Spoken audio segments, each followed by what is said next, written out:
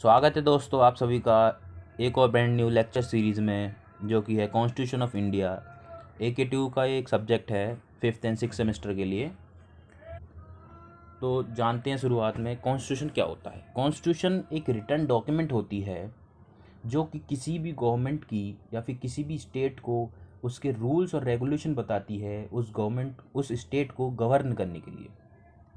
Simple भाषा में बोलें तो ये एक रिटर्न डॉक्यूमेंट है जिसमें सब कुछ लिखा होता है कि गवर्नमेंट कैसे उस कंट्री को या फिर उस स्टेट को चलाएगी, उसके क्या क्या पावर्स होंगी, क्या रूल्स होंगे उसको चलाने के लिए, और पीपल्स के और गवर्नमेंट के बीच में क्या रिलेशनशिप होगा।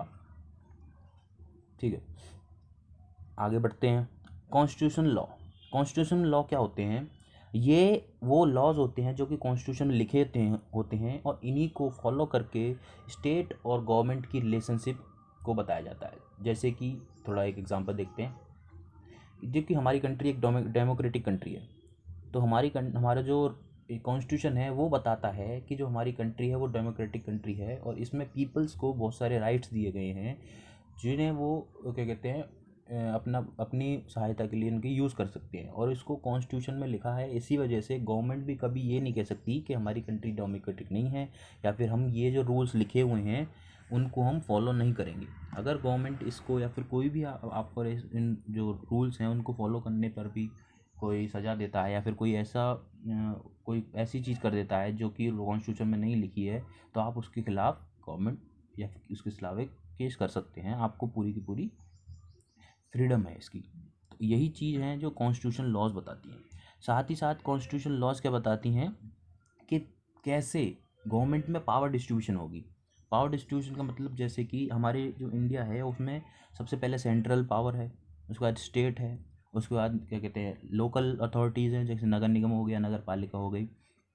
ये एक हायरार्की है ऊपर से नीचे आनी है। सेंट्रल, स्टेट, नगर निगम, नगर पालिका, पंचायत, ये सब जो है ये कॉन्स्टिट्यूशन में लिखा हुआ है हमारे कि कैसे हमारी जो पॉलिटिकल पावर है वो डिस्ट्रीब्यूट होगी। और क्या बताती है?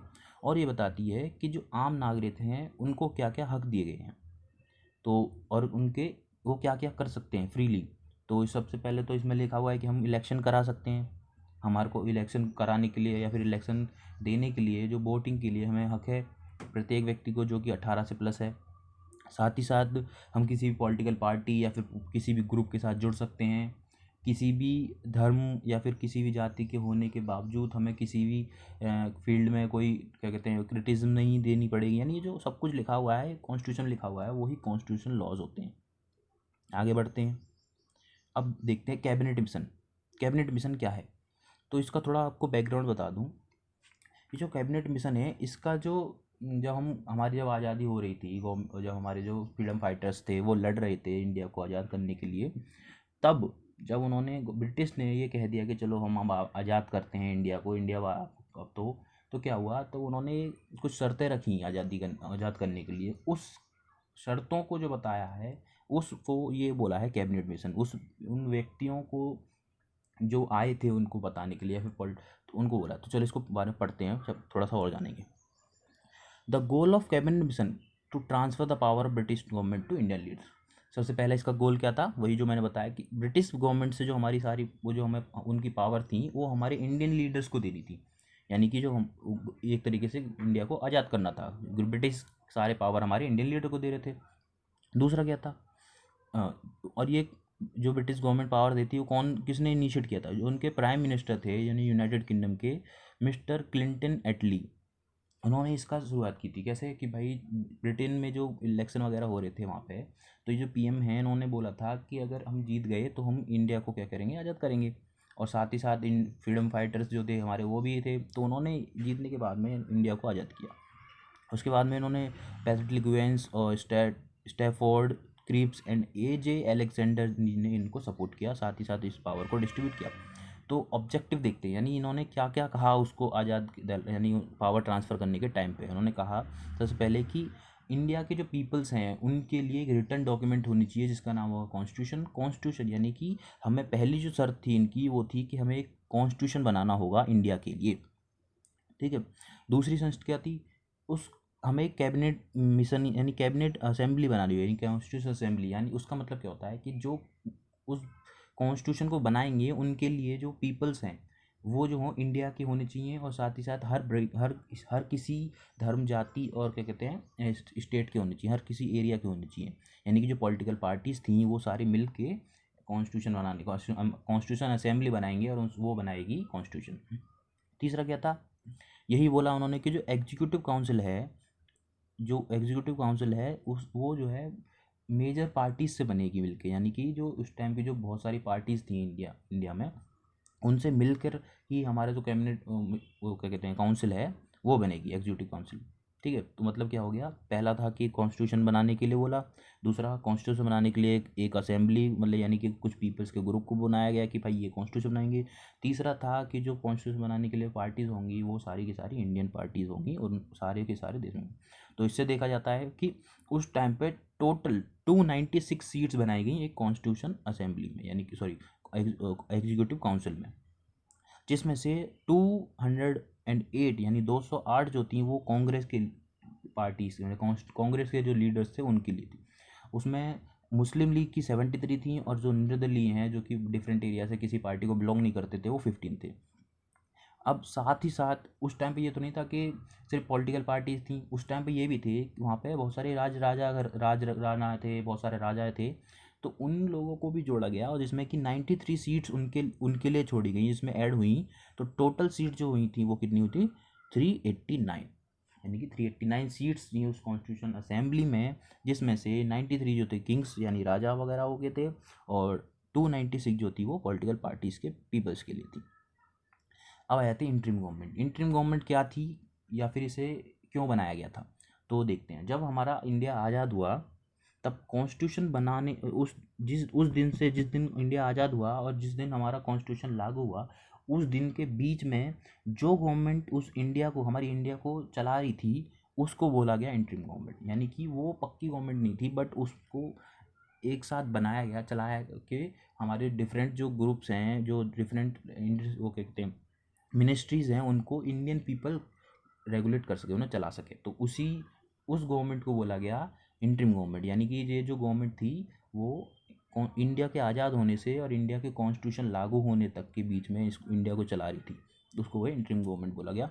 इसमें देख लेते हैं, सबसे पहले जो रेलवे मिनिस्ट्री थी वो आसिफ अली जी के पास थी, लेबर मिनिस्ट्री जगजीवन राम के पास, डिफेंस मिनिस्ट्री बलदेव सिंह के, और agriculture and food doctor Rajendra Prasad. Home affairs जो थे वो सरदार वल्लभ भाई पटेल, यानी होम मिनिस्ट्री जो थी वो सरदार वल्लभ भाई पटेल जी के पास थी। Vice president of council Pandit Jawaharlal Nehru ji थे, और कमांडर इन चीफ जो लॉर्ड माउंटबेटन थे। इसमें आपने देखा होगा कि सारे नाम जो हैं वो इंडियन है, पर जो commander in chief Lord Mountbatten है वो ब्रिटेन के हैं। तो ये इसलिए क्योंकि उन्होंने जब इंडिया आज़ाद हुआ था तो ये कहा था जब तक कॉन्स्टिट्यूशन वगैरह लागू नहीं हो रहा, तो जब तक जो पॉलिटिकल पावर है वो सारी जो इंडियन के पास रहेगी, बट जो कमांडर इन चीफ हैं वो हमारे ब्रिटेन के माउंटबेटन ही रहेंगे, जो कि रेगुलेट करेंगे सारी आर्मी या फिर उनसे रिलेटेड वर्क को। यानी एक तरीके से उन्होंने अभी देखभाल के रखा है कि जब तक इंडिया टोटल आज़ाद नहीं हो जाता तब तक यही रहे। ठीक है, आगे बढ़ते हैं। अब देखते हैं कॉन्स्टिट्यूशनलिज्म क्या है। तो हमने पहले पढ़ा कॉन्स्टिट्यूशन, उसके बाद कॉन्स्टिट्यूशन लॉ। अब हम देखते हैं कॉन्स्टिट्यूशन क्या होता है। तो ये एक फिलॉसफी है या फिर एक ये जो एक सोच है जो कि कहती है कि किसी कंट्री को चलाने के लिए एक रिटन डॉक्यूमेंट का होना ज़रूरी है, जिसे हम कॉन्स्टिट्यूशन कहते हैं। समझ आया? चलो एक बार बताते हैं।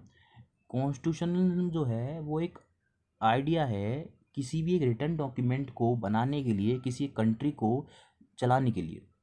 इसको थोड़ा वर्ड्स में देख लें। The idea of constitution is particularly associated with the existence of a written constitution from which the state authority and legitimacy may be felt to derive and which may limit the power of the state and protect the right of individual and minorities।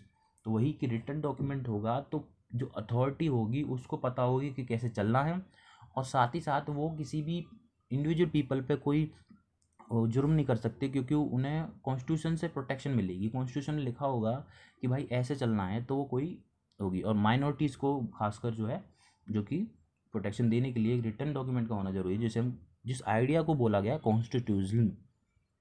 अब देखते हैं background of constituent assembly.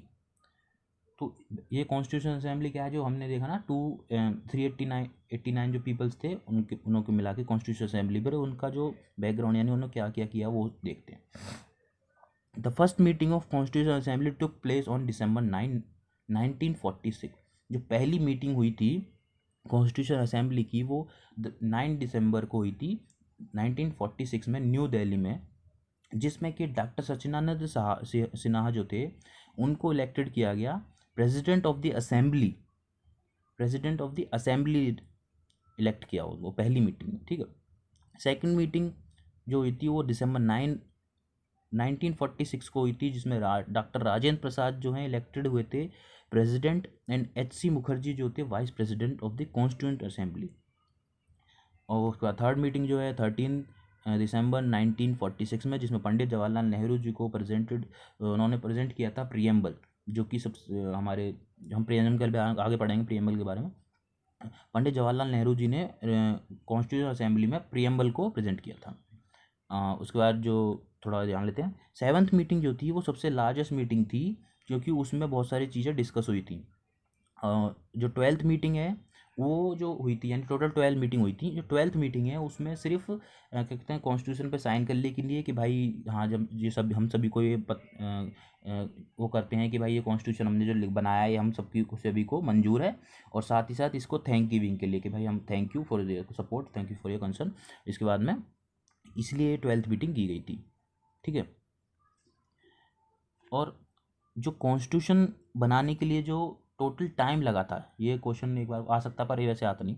Constitution बनाने के लिए total time लगा था वो 2 साल 11 महीने और 18 दिन लगे थे, और साथ ही साथ इसमें लगभग अप्रॉक्सीमेट 64 lakhs का जो है यानी खर्चा आया था बनाने के लिए, ठीक है। कॉन्स्टिट्यूशन को 24 पार्टों में डिवाइड किया गया है, जिसमें 395 प्लस आर्टिकल्स हैं और 12 शेड्यूल्स हैं। आर्टिकल्स के बारे में भी हम पढ़ेंगे जो हमारे इंपॉर्टेंट होंगे एकेटिव एग्जाम के रिलेटेड, उनके बारे में आगे पढ़ेंगे। अब देखते हैं functions of the constitution assembly. Constitution assembly का पहला फंक्शन क्या था कि फ्रेमिंग ऑफ द कॉन्स्टिट्यूशन, सबसे पहले तो ना कॉन्स्टिट्यूशन बनाना था। दूसरा, enacting law and invalid the decision of making process, साथ ही साथ जो लॉ को चलाना और डिसीजन मेकिंग की भाई कंट्री के लिए क्या सही है क्या गलत है उसको डिसीजन मेकिंग के, ये कॉन्स्टिट्यूशन असेंबली का ही फंक्शन था। कॉन्स्टिट्यूशन असेंबली ने नेशनल फ्लैग को अडॉप्ट किया जुलाई 22, 1947 में। साथ ही साथ डॉक्टर राजेंद्र प्रसाद जो हैं वो फर्स्ट प्रेसिडेंट इलेक्ट हुए जनवरी 24, 1950 में, 24 जनवरी को 1950 में, ठीक है। इसी दिन नेशनल एंथम को भी अडॉप्ट किया गया अपने कॉन्स्टिट्यूशन में, और साथ ही साथ नेशनल सॉन्ग को भी अडॉप्ट किया यानी 24 जनवरी 1950। अब पढ़ते हैं कमेटी ऑफ कॉन्स्टिट्यूशन असेंबली। ये जो कमेटी बनाई गई थी, ये जो 389 पीपल थे उन्हीं में से, यानी जो कॉन्स्टिट्यूशन असेंबली बनी थी उसी के अंडर में ये सारी कमेटी थी। तो क्या क्या कमेटी थी? Advisory committee on fundamental rights and minorities, वो किसके हाथ में थी? सरदार वल्लभ भाई पटेल जी के। ड्राफ्टिंग कमेटी, जैसा कि हमें पता है, हम सबको पता है, drafting committee doctor B R Ambedkar ji के अंडर में थी, इसके बारे में आगे पढ़ेंगे हम। Provincial constitution committee Sardar Vallabh भाई Patel. Union constitution committee Pandit Jawaharlal Nehru ji के पास थी, और constitution making union power committee जो थी वो भी जवाहरलाल नेहरू जी के पास थी। तो देखो जो नीचे लगा है, among these major committees the most significant was the drafting committee. On 29 August 1947, the Constituent Assembly set up a drafting committee under the chairmanship of Dr. Bhimrao Ambedkar to prepare a drafting constitution for India। यानी कि जो doctor B R Ambedkar थे उनके chairmanship में drafting committee बनाई गई parliament द्वारा, जो कि जिसमें कि 7 मेंबर्स थे, जो कि ये दिख रहा है। ड्राफ्टिंग कमेटी के बारे में पढ़ते हैं। ड्राफ्टिंग कमेटी में कितने मेंबर्स थे? 7 मेंबर्स थे, जिसमें 5 मेल थे और 2 फीमेल थे। चेयरमैन कौन थे ड्राफ्टिंग कमेटी के? वो थे doctor B R Ambedkar. Drafting committee का काम क्या था? ड्राफ्टिंग कमेटी का जो मेन फंक्शन था वो फंडामेंट क्या कहते हैं कॉन्स्टिट्यूशन को ड्राफ्ट करना था, और साथ ही साथ fundamental rights and director principle of state को देना था कॉन्स्टिट्यूशन में। फंडामेंटल राइट्स जो हैं हम आगे पढ़ेंगे, और drafting directive principle of the state क्या है? डायरेक्टिव प्रिंसिपल ऑफ स्टेट यानी कि जो गवर्नमेंट को जो काम करने हैं वो जो किस मुताबिक करेगी, किसके मुताबिक करेगी, वो जो दिया है वो डायरेक्टिव प्रिंसिपल कहलाता है। ठीक है। Dual role of constitution assembly. Constitution assembly का क्या काम था? यदि पूरे 389 पीपल थे, उनका काम क्या था? पहला काम तो उनका ड्राफ्ट करना कॉन्स्टिट्यूशन को, जो कि डॉक्टर राजेंद्र प्रसाद जी के प्रेसिडेंसी में था। और जो पार्लियामेंट्री मीटिंग कंडक्ट करते थे वो जीवी मालविंकर थे, जो कि इसके वो थे उस टाइम पे जब हेड होते थे पार्लियामेंट के। वो ड्राफ्टिंग कमेटी के टाइम पे तो क्या कहते हैं डॉक्टर राजेंद्र प्रसाद हुआ करते थे, और जो पार्लियामेंट्री मीटिंग होती थी उनको जीवी मालवेकर होते थे। ठीक है, चलिए आगे बढ़ते हैं। ये अब है गवर्नमेंट ऑफ इंडिया एक्ट 1935। इसके बारे में हम पढ़ेंगे नेक्स्ट वीडियो में, क्योंकि ये काफ़ी इंपॉर्टेंट और थोड़ा लार्ज टॉपिक है। तो इसके लिए आप बने रहिए वीडियो के साथ, नेक्स्ट वीडियो में ज़रूर आएगा। तब तक के लिए थैंक्स फॉर वॉचिंग।